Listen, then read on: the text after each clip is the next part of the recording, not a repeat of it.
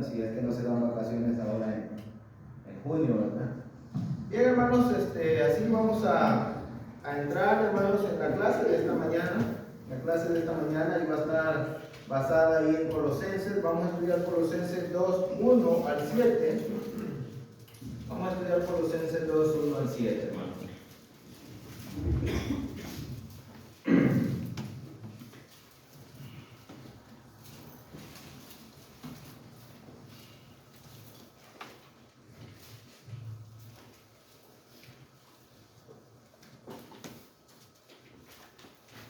Dice Colosenses 2, 1 al 7, hermanos, porque quiero que sepáis cuán gran lucha sostengo por vosotros y por los que están en la Odisea y por todos los que nunca han visto mi rostro, para que sean consolados sus corazones, unidos en amor, hasta alcanzar todas las riquezas del pleno entendimiento, a fin de conocer el misterio de Dios, el Padre y de Cristo, en quien están escondidos todos los tesoros de la sabiduría y del conocimiento, y esto lo digo para que nadie os engañe con palabras persuasivas.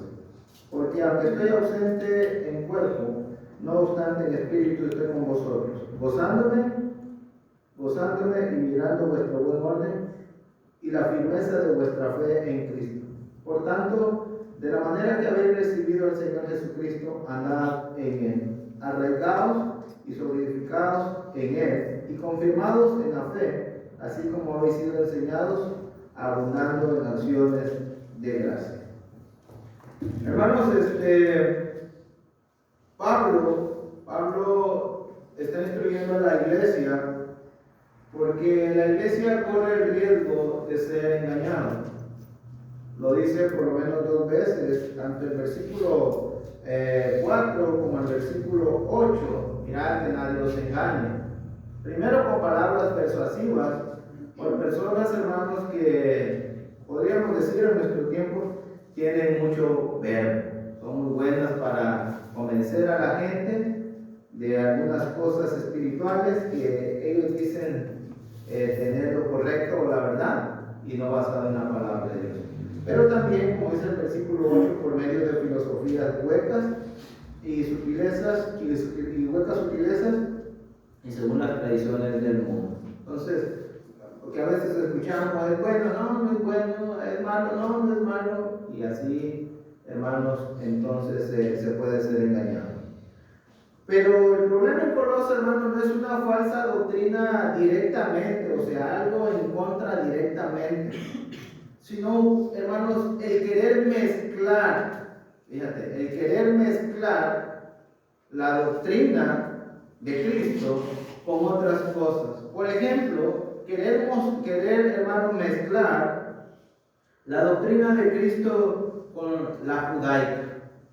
Sí puede ser salvo, pero también obedece el Evangelio, bautiza y todo, pero tienes que guardar la ley.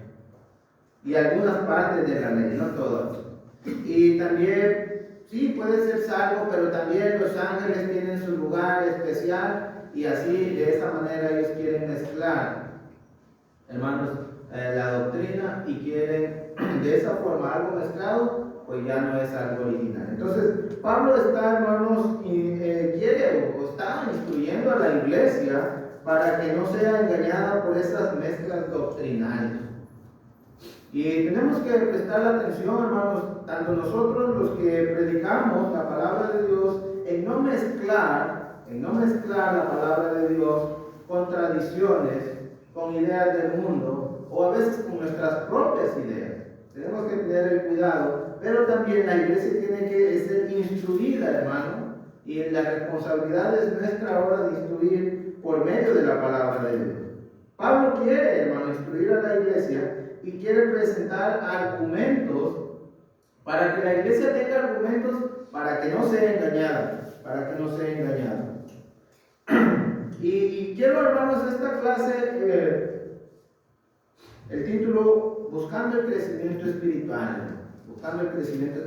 Porque Pablo presenta eso, hermanos, el crecimiento espiritual, que es la base, es el fundamento para que tanto una congregación no sea engañada, pero también cada cada cristiano en lo personal no sea engañado. O sea, el crecimiento es la base, es el fundamento para no ser engañado o que una doctrina sea mezclada, hermano.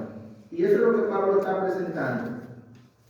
Quiero también decir, hermanos, en esta parte de la escritura que hemos leído, ya que estamos a principios de año, hermanos, quiero que veamos algunos principios que nos pueden ayudar como congregación, antes de entrar en el estudio y antes de entrar en análisis, principios que nos pueden ayudar a nosotros como congregación, pero que pueden ayudar a nosotros personalmente, pero también familiarmente, hermanos, y que pueden ser propósitos de nosotros para este año que estamos comenzando. Por ejemplo, nota lo que dice el versículo 2: para que sean consolados sus corazones, unidos en amor, hasta alcanzar todas las riquezas del pleno entendimiento.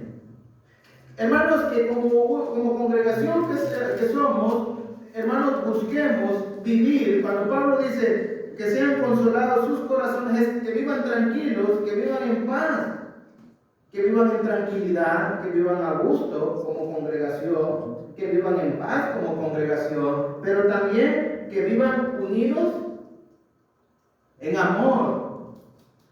Un buen propósito de una congregación, hermanos, y no estamos diciendo que con esto los problemas que pudieran surgir se van a eliminar, sino que vamos a poder resolver las necesidades que se presenten cuando estamos unidos, hermanos, y cuando tenemos paz y tranquilidad en nuestros corazones.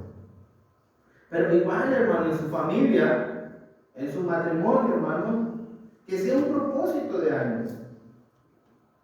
Corazones consolados, corazones, hermanos, en paz, corazones en tranquilidad. Y cuando hay eso, pues hay un matrimonio en paz, se respira tranquilidad, hay un ambiente de paz en su casa. Y luego dice, unidos en amor. ¿Qué más para un matrimonio, hermanos? Vivir unidos en amor. Que haya unidad en una familia. Pero que esa unidad sea fomentada, hermanos, por el amor. Por el amor. Y luego también tenemos en el versículo 3, nota, hermano, en quien están escondidos todos los tesoros de la sabiduría y del conocimiento. Y que, hermanos, nuestro propósito sea, hermanos, escudriñar todos estos tesoros que están escondidos. Y no es que no están, hermanos, a disponibilidad de nosotros. Lo que Pablo está diciendo, que todo el conocimiento y la sabiduría solo la encontramos en Cristo. Ahí están los tesoros del conocimiento y de la sabiduría, hermanos. Y veremos cómo es que el hermano Pablo nos explicaba el jueves acerca del conocimiento. Sabernos la Biblia, sabernos los textos de memoria, pero también hacer aplicaciones correctas a nuestra vida. Esa es sabiduría, aplicarla a nuestra vida. Y vamos a ver por qué están escondidos esos tesoros de la sabiduría y del conocimiento en Cristo. Lo veremos cuando analicemos el texto. Otra de las cosas, hermano, que podríamos pensar es el versículo 5. Porque aunque estoy ausente en cuerpo, no obstante en espíritu estoy con vosotros, gozándome y mirando vuestro buen orden y la firmeza de vuestra fe. Note, hermanos, si lo vemos como congregación, una congregación, hermanos, cuando habla de orden, habla de organización, habla de dirección, habla de disciplina, habla, hermanos, de tener una organización correcta, pero también dice del buen orden y la firmeza de vuestra fe. Personalmente, hermanos, que nuestra fe no ande deambulando, que en nuestra fe la firmemos, que no dudemos, que se refleje en devoción, que se refleje en una convicción firme de lo que hemos creído. Y el versículo 6, que creo que ese debería ser el propósito para todos. Como iglesia, hermanos, como aún aquellos que todavía no son cristianos, ese podría ser un propósito de año nuevo. Miren lo que dice, por tanto, de la manera que habéis recibido al Señor Jesucristo, andad. No, en el 1, en el capítulo 1, Pablo dijo, en el 1:12, en el 1:10, que hay que andar como es digno del Señor, pero en el 2:6, no dice que hay que andar como es digno del Señor, sino que dice que hay que andar en Él. Y esto me lleva al pasaje de Juan capítulo 14, versículo Juan capítulo 14, siguiente dice, Juan 14:6, yo soy el camino, y yo soy la verdad, y yo soy la vida. Entonces, Cristo es el camino, y hay que andar en ese camino. Hay que andar en Él. Pues, andar es vivir, es la manera como nos comportamos en el diario vivir. Entonces, no hay como andar en Cristo. Y hermanos, nosotros podamos andar en Él, en ese camino, siguiendo sus enseñanzas, siguiendo sus mandamientos, haciendo su voluntad. Y por último, hermanos, dice el versículo 7, arraigados y solidificados en Él y confirmados en la fe, así como habéis sido enseñados, abundando en acciones de gracia. Arraigados y solidificados en Él. Hablando de Cristo, hermanos. Pablo está hablando, hermanos, de una firmeza, de un enraizamiento espiritual, de una edificación espiritual. Entonces, ¿por qué no pensar para este año, hermanos? Voy a echar raíces fuertes en el cristianismo. Ese va a ser mi propósito de año, echar raíces fuertes en el cristianismo. Dejar la duda a un lado, hermanos, y ahora sí edificarnos y confirmarnos en la fe. La palabra confirmar no es más que hacernos fuertes espiritualmente. Podemos pensar, hermanos, nada más tienen opciones, pero podemos cada uno de nosotros escoger un propósito para este año. Porque a veces podemos escoger 2 o 3 propósitos y ni hacemos ni uno ni llegamos al otro. Entonces, escoger uno y decir, voy a trabajar sobre esto, quiero cimentar mi fe, quiero arraigar mi fe, quiero fortalecer mi fe. O, hermanos, podemos decir, quiero vivir en tranquilidad con mi familia. Voy a dejar de gritarle a mis hijos, voy a dejar de hablarle fuerte a mi marido, voy a respetarlo y voy a tratar de ser mejor. Y sucesivamente, hermanos, a veces nosotros también como maridos somos duros con nuestras esposas. ¿Por qué no hacer un cambio para este año? Pablo está dando, está poniendo la base para, hermanos, no ser engañados. Y saben, ya lo dije, ¿cuál es el mejor, hermanos, antídoto para o la mejor defensa para el engaño? Crecer espiritualmente. Si usted se da cuenta, vamos a hacer un pequeño recuento de lo que hemos, ya que este pasaje que leímos es la última parte de la sección doctrinal de Colosenses. Si usted se da cuenta, vaya conmigo al capítulo 1. Vaya conmigo al capítulo 1.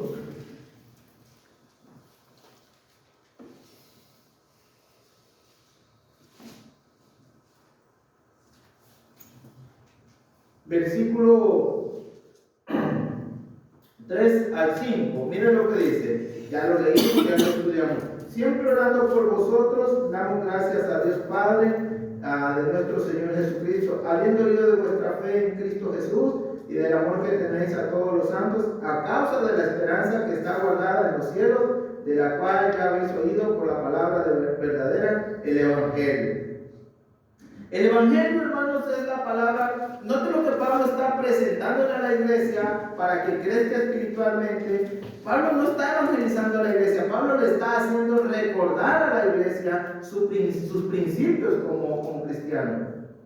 Y le presenta, hermanos, el Evangelio como la palabra verdadera. Y esa palabra verdadera ha producido en ellos, hermanos, el Evangelio ha producido en ellos amor para todos los santos, fe en Cristo Jesús, y también ha producido una esperanza. El Evangelio ha producido en eso, y cada cristiano, hermanos, ha empezado a hacer los cambios. Ya cambió de religión, ya cambió de idea, ya cambió, hermanos, a veces hasta de vestir, cambia de hablar por causa del Evangelio, porque ahora el Evangelio le ha traído una vida nueva. Y Pablo le dice a los hermanos que el Evangelio, hermanos, no es más que las puertas del camino hacia la eternidad, las puertas del camino del crecimiento. Cuando nosotros venimos a Cristo, hermanos, a través del Evangelio, ahí comenzamos nuestra vida, hermanos. Y ahí comienzan a ver los cambios, y ahí es cuando uno empieza a crecer, hermano. Empieza a vivir diferente en su hogar, empieza a vivir diferente en su familia, empieza a comportarse diferente en su trabajo. Y es ahí en el Evangelio. Entonces Pablo presenta el Evangelio como la palabra verdadera, el Evangelio que produce una vida que agrada a Dios, el Evangelio que produce una vida diferente. Ahí comienza, hermanos, el camino al crecimiento. Entonces, cada cristiano tiene que comenzar a hacer sus cambios. No se puede quedar niño en el cristianismo. Tiene que empezar a cambiar, tanto de mentalidad, de vida, de vestir, de hablar, de accionar. Y luego presenta, hermano, en el 1:15 al 23. 1:15 al 23. Esto es conocimiento. Esto es para el crecimiento del cristiano. Porque en el 1:3 al 5 habla del Evangelio, y luego en el 10 Pablo les empieza a hablar de la vida que deben de vivir, digna, agradándole a Dios en todo, llevando fruto en toda buena obra. Y luego en el 1:15 al 23, Pablo le va a hablar a la iglesia, hermano, de que Cristo es el creador. Esto es lo que Pablo está usando para el crecimiento de la iglesia. Que la iglesia sepa que Cristo es el creador de todas las cosas, que todas las cosas por Él subsisten, que Él le da vida a todo, y que, hermanos, sin Él nada fue hecho en este mundo. Eso impacta nuestra vida. Eso impacta en nuestras decisiones. Eso impacta, hermano, en nuestras acciones. Saber que al que yo llamo mi Señor, saber que el que yo llamo mi Salvador es el creador de todo y que Él tiene el control de todo. También, hermanos, impacta en nuestra vida porque nos da confianza saber que aquel en el que hemos creído es el creador de todo el mundo, de todo el universo. Entonces, llegamos a la aplicación y Cristo debe tener el primer lugar en todo. Cristo debe tener el primer lugar en todo. Note que es crecimiento, hermanos. ¿Por qué? Bien lo explicaba el hermano el jueves. ¿Por qué los atenienses no adoraron bien? ¿Porque no conocían a Dios? Entonces, cuando no conocemos a Dios, no adoramos bien a Dios, no servimos bien a Dios, no oramos bien a Dios, no tenemos temor de Dios. Estoy recordando, hermanos, al faraón. ¿Quién es Dios para que lo deje ir? Pablo le está presentando a la iglesia realmente que Cristo es Dios, hermanos, porque Él creó todas las cosas y que Él es la cabeza del cuerpo que es la iglesia. Note que Pablo considera, o Pablo está diciendo que la iglesia tiene una cabeza, y cuando Pablo presenta esta imagen, hermanos, no está tanto enfatizando a los miembros, sino que está enfatizando la dependencia de la iglesia de Cristo.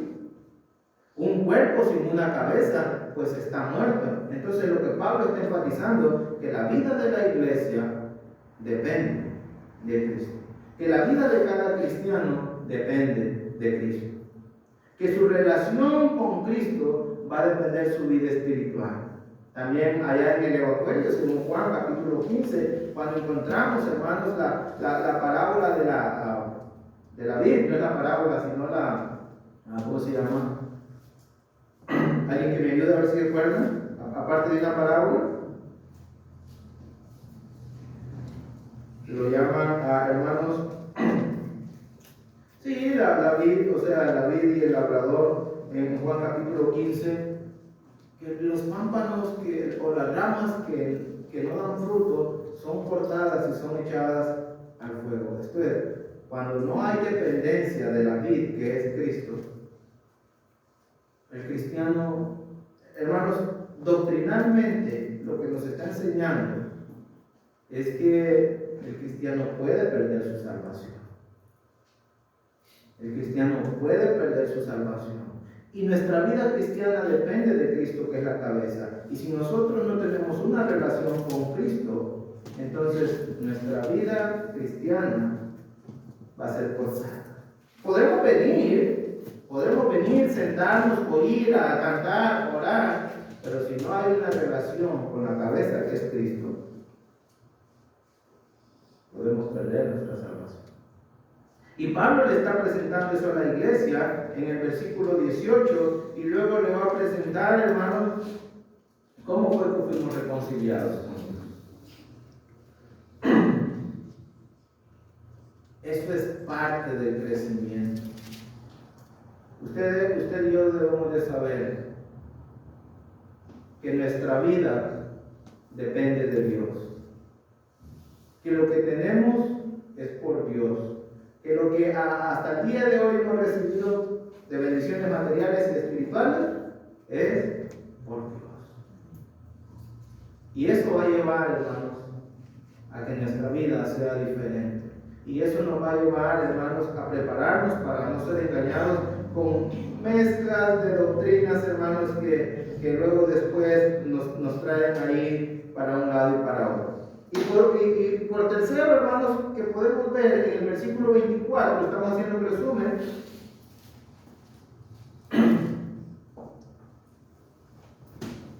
Pablo, ahora me gozo en lo que padezco por vosotros y cumplo mi carne en lo que falta de las aflicciones de Cristo por su cuerpo, que es la iglesia. En la vida personal, Pablo está presentando el crecimiento espiritual. Estoy encerrado en Roma, pero estoy encadenado, pero no importa. Estoy dispuesto a sufrir por la iglesia. Y hermanos, eso muestra el crecimiento en la vida de Pablo. Un hombre que podríamos decir físicamente está limitado, pero hermanos, este hombre espiritualmente no tiene limitaciones. Sufre por la iglesia, y el versículo 25, de la cual fui hecho ministro según la administración de Dios que me fue dada por vosotros, o para con vosotros, para que uniese cumplidamente la palabra de Dios. Pablo estaba dispuesto a sufrir por la obra, por la iglesia, pero estaba dispuesto también a sufrir, hermanos, por el servicio a Dios. Y eso muestra, hermanos, el crecimiento. No hay una queja de Pablo, no hay, hermanos, una molestia de Pablo, no le está reclamando a los colosenses, no ven cómo estoy, no. Él les está mostrando con su ejemplo. Cristo sufrió por la iglesia, yo también estoy dispuesto a sufrir por la iglesia, estoy en cadenas por la iglesia, estoy amarrado en estas cadenas por servir a Dios y servir a la obra de Dios. Y también nos muestra en el versículo 28, a quien anunciamos amonestando a todo hombre y enseñando a todo hombre en toda sabiduría, a fin de presentar perfecto en Cristo Jesús a todo hombre. Nota, hermanos, el crecimiento de Pablo está pensando en la perfección de los demás. Pablo quiere que la iglesia sea perfecta, que la iglesia madure espiritualmente. Y por eso él se está sacrificando, por eso él está trabajando, por eso él está haciendo grandes esfuerzos. Tanto que dice el versículo 29, por lo cual también trabajo luchando según la potencia de él, la cual actúa poderosamente. Sus esfuerzos eran grandes de Pablo, hermano. Y pienso, hermano, simplemente en escribir la carta, siempre pienso en eso. Pablo no tenía un escritorio, hermano, como nosotros. Pablo no tenía una computadora como nosotros. Pablo no entraba al Google para estar investigando. Tan difícil se le había hecho al hermano Pablo conseguir una pluma y un papel, ¿no?, para empezar a escribir. Pero a pesar de todo eso, hermano, de todas esas limitaciones que él tenía para poder obtener el material, escribió una carta que iba a servir a la iglesia en Colosa, y no solamente a la iglesia en Colosa, sino a los de la Odisea, pero no solamente también a los de la Odisea, sino también a todos aquellos, dice, que nunca han visto mi rostro. Les va a servir como base para no ser engañados con esta doctrina. Entonces, hermanos, el crecimiento espiritual es algo que se muestra. No se dice, hermanos, no se dice. Una persona cuando ha crecido espiritualmente no dice, soy maduro espiritualmente. Se muestra con sus acciones, se muestra con sus actitudes y se muestra con esas acciones a favor de la iglesia. Tanto que, como lo veíamos en el capítulo 1, versículo 3, Pablo ora por la iglesia. Pablo no está pidiendo por él, Pablo está pidiendo por la iglesia y está pidiendo por los hermanos y está pidiendo que sean llenos del conocimiento y de la voluntad de Dios. Eso muestra el crecimiento de Pablo y es algo que tenemos que estar dispuestos, hermano. Y eso nos va a servir a nosotros. Estar dispuestos a sufrir por la iglesia, estar dispuestos, hermanos, a sufrir por el servicio. A veces físicamente es cansado, a veces emocionalmente es cansado, pero que tenemos que estar dispuestos a hacerlo a favor de la iglesia, para que la iglesia, para que los hermanos no vayan a ser engañados con ideas, hermanos, que no son de Cristo.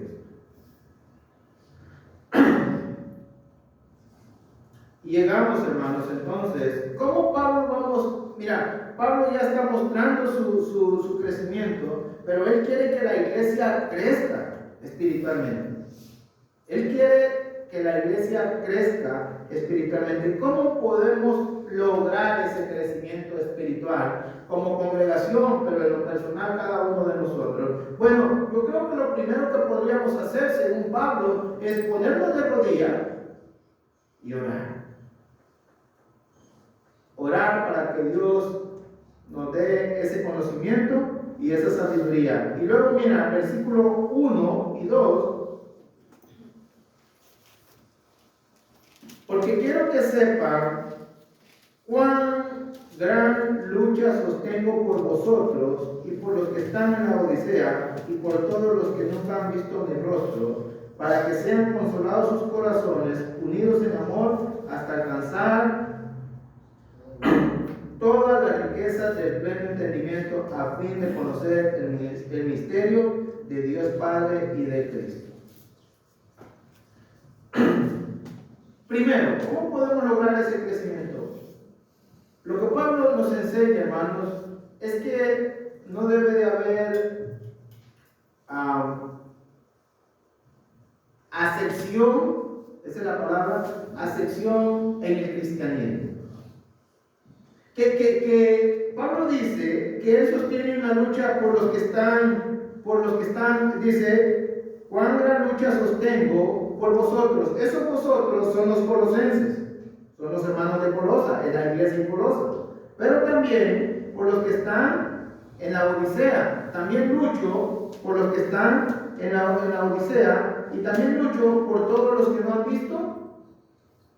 Entonces, la preocupación de Pablo no es simplemente por un grupo, sino que Pablo se preocupa y cuando yo veo que dice que sostiene esta gran lucha, me parece como si Pablo estuviera diciendo, no niego ser cristiano para que ustedes no se debiliten, los colosenses. No deserto, miren, para que a Pablo se le quitaran las cadenas y saliera del cepo, simplemente Pablo tenía que negar ser cristiano y se acababa todo. Simple y sencillamente, ya no quiero operar a César y no creo más en esta fe.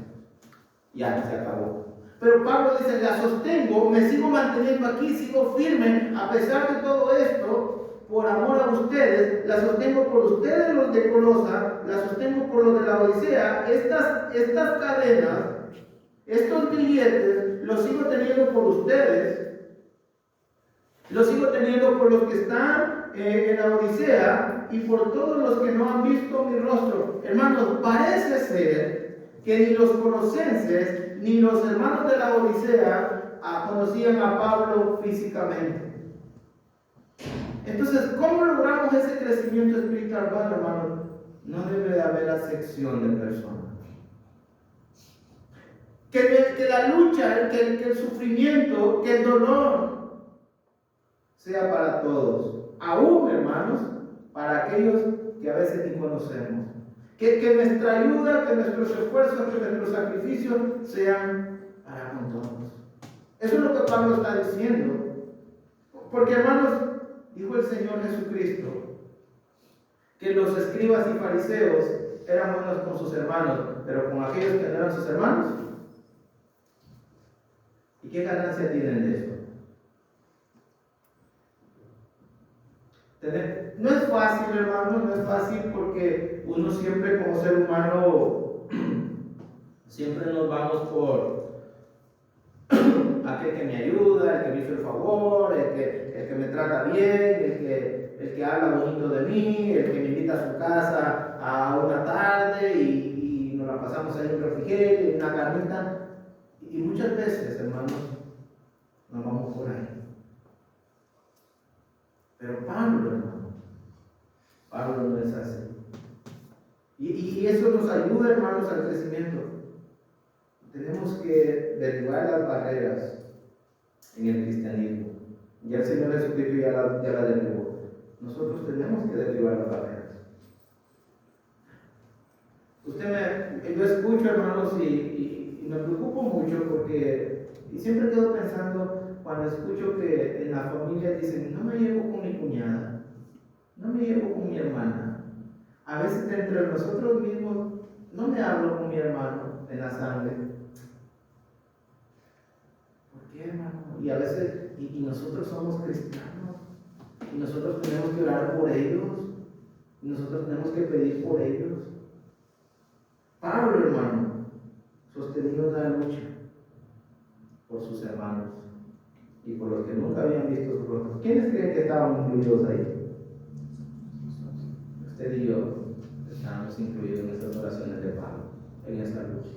Porque si Pablo no se hubiera mantenido firme, hermanos, y no hubiera mantenido esa fe en Cristo Jesús, podríamos decir, no estuviera la carta a los Colosenses, usted y yo no estuviéramos estudiando esta parte de la Biblia.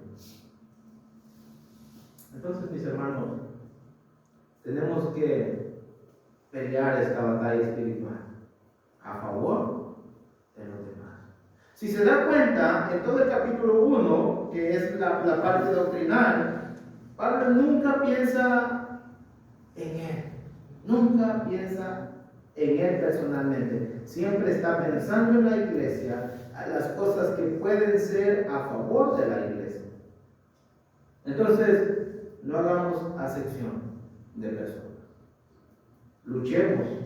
En nuestra lucha, hermano, que nuestros esfuerzos, nuestros sacrificios sean a favor de toda la iglesia. O la iglesia de aquí de Reserva, esta es la que nos corresponde en primer lugar. Pero también hay otras congregaciones.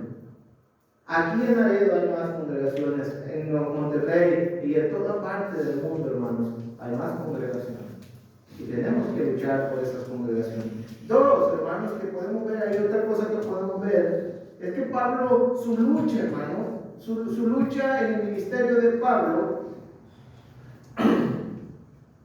tiene un propósito. O sea, Pablo no dice, estoy luchando y me estoy esforzando nomás porque me miren o porque ustedes vean que soy fuerte. No. Dice el versículo 2, ¿para qué dice?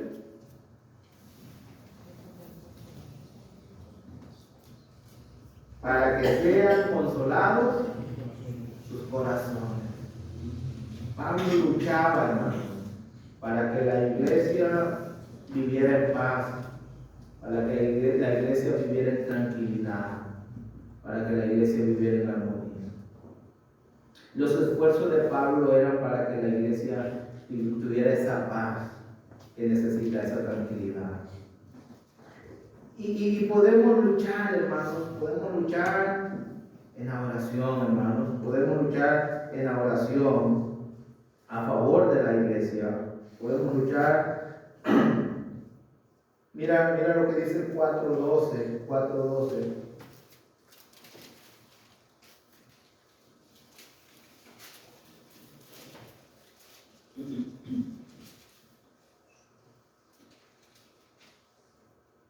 Versículo 10 al 12. No estoy en Colosenses, estoy en 1 Tesalonicenses, hermano. Versículo 4 al 10 al 12.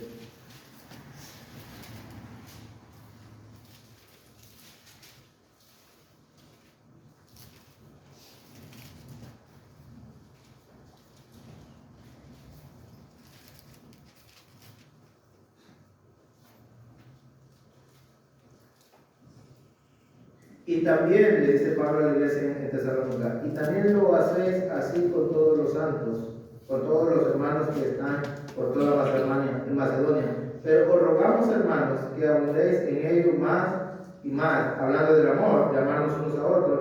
Y dice el versículo 11, y que procuréis, note hermano, y que procuréis tener tranquilidad y ocuparos en vuestros negocios y trabajar con vuestras manos de manera que os hemos mandado, a fin de que os conduzcáis honradamente para con los de afuera y no tengáis necesidad de nada. Pablo le dice a la iglesia, trabajen fuertemente, ámense unos a otros, pero también les dice, vivan en tranquilidad, pero hagan esfuerzos grandes, procuren por todos los medios vivir en paz. Que sus corazones estén confortados, que sus corazones estén consolados, que sus corazones no anden molestos, sino hagan todos los esfuerzos por vivir en tranquilidad y ocupar en vuestros negocios. La parte que quería ver es cómo Pablo no solamente le ora por la iglesia en Colosa para que vivan con unos corazones consolados, sino que también a la iglesia en Tesalónica le pidió que buscara por todos los medios tener tranquilidad. Que no hayan guerras, hermanos, en la iglesia.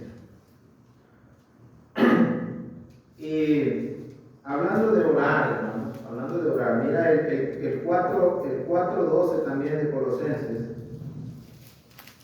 Orar por los demás, hermanos, por el crecimiento, porque vivan en paz. O sea, hacer un esfuerzo, hermanos, luchar es que nosotros oremos, porque los demás vivan en tranquilidad. Mira lo que hacía, parece ser que Pafras era el predicador en Colosas. Mira lo que hacía en el 4:12. Os saluda Pafras, el cual es uno de vosotros, siervo de Cristo, siempre rogando encarecidamente por vosotros en sus oraciones para que estéis firmes, perfectos, completos en todo lo que Dios. Hermano, tomémonos un tiempo para orar a nuestro Dios. Orar porque la iglesia viva tranquilamente, para que la iglesia viva en paz. Y podríamos decir, hermanos, ser un buen ejemplo también de la vida moral va a ayudar para que la iglesia viva en paz. Si regresamos a Colosenses 2:2, Pablo está pidiendo para que sean consolados los corazones. Ya vimos que vivan en tranquilidad, que Pablo oraba para eso, para que la iglesia viva en paz.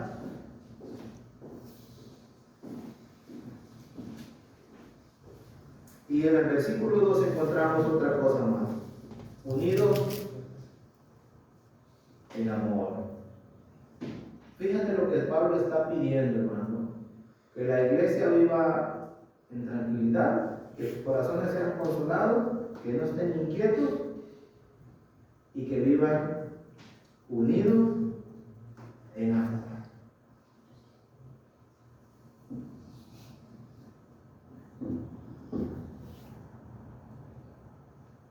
le creo que le va a decir en el 3 que el vínculo del amor es el vínculo perfecto. El amor, hermano, es el vínculo perfecto porque es el que es capaz de unir todo.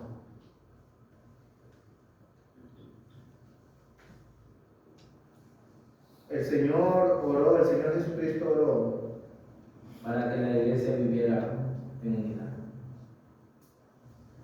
Y cuando hablamos de unidad, hablamos de ser uno, una sola mente, un solo corazón, así como la iglesia del primer siglo. Entonces, esta unidad, hermanos, esta unidad es posible solamente cuando empezamos a crecer. Cuando empezamos a crecer, cuando vamos a Efesios capítulo 4 y nos damos cuenta que el papá de uno es el papá del otro, que la fe de uno es la fe del otro, que con el bautismo con que uno fue bautizado también fue bautizado el otro. Entonces, que no hay en Dios, hermanos, una diferencia para sus hijos. Unidos en amor, con un propósito: vivir en paz, vivir en tranquilidad y unidos en amor. ¿Hasta qué? Hasta alcanzar toda la riqueza del pleno entendimiento, a fin de conocer el misterio de Dios, el Padre y de Cristo. Y parece ser, hermanos, que el misterio es el Evangelio. Entonces, la idea es lograr tener un pleno entendimiento de la verdad de Dios revelada en el misterio del Evangelio de Cristo. De que conozcamos las verdades del Evangelio a profundidad. Que conozcamos, hermanos, a ese plan que Dios trazó desde la eternidad. Y cuando conocemos ese plan del Evangelio, hermanos, nos vamos a dar cuenta de todas las cosas que Dios ha hecho por nosotros, a favor de nosotros. Desde la eternidad hasta la eternidad. Entonces, ¿qué pasa, hermanos? ¿Qué pasa si no hay unidad en la iglesia? ¿Qué pasa? O en una familia, ¿qué pasa si no hay unidad? ¿Y qué pasa si no hay amor? Si no hay unidad, hay división. Y si hay división, hay destrucción. Por eso Pablo está diciendo, entonces, hermanos, que vivamos en unidad. Si no hay tranquilidad, si un hijo no está a gusto en casa, ya se quiere ir, ya quiere volar, tiene que vivir en tranquilidad. La división impide, hermanos, la división impide el crecimiento espiritual. Y tenemos que comenzar con nosotros. Nuestro corazón no lo podemos dividir. No lo podemos dividir. Tenemos que comenzar con nosotros. ¿En qué, hermanos? En luchar por cada uno de nuestros hermanos con igual. Preocuparnos por ellos y no dividir nosotros mismos. Para que, hermanos, podamos crecer espiritualmente. Y cuando hay división, hermanos, realmente no hay conocimiento de la verdad de Cristo. Porque un cuerpo no puede estar dividido. Entonces Pablo quiere que alcancen todas las riquezas del pleno entendimiento. Es muy importante, hermanos, conocer eso que Dios nos ha revelado a través de su palabra, la riqueza del pleno entendimiento. Pleno es completo, total, acerca del Evangelio. Simplemente, hermanos, el recordar su muerte de nuestro Señor Jesucristo nos ayuda para que podamos mantenernos firmes, saber que Él se ha sacrificado por nosotros. Pero no solamente eso ha hecho Dios por nosotros. Claro, ese es el sacrificio más grande, pero si usted lee la historia, todo lo que Dios ha hecho a través de los años, para que usted y yo pudiéramos alcanzar esa cosa. Vamos a dejarlo ahí entonces, hermano.